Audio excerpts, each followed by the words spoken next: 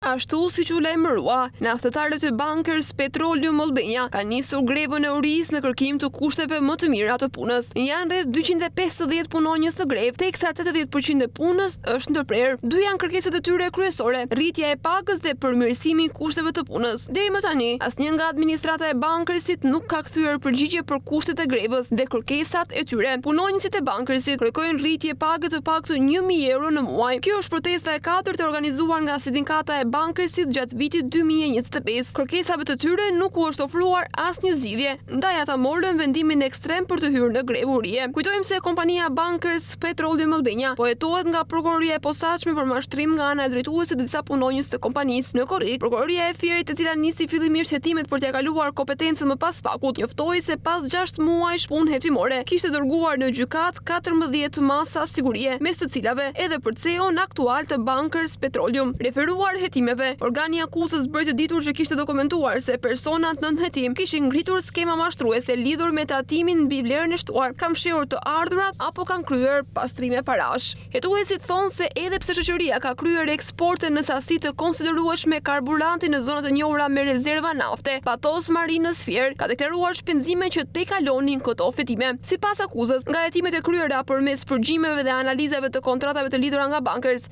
shpenzimet rezultonin si fiktive.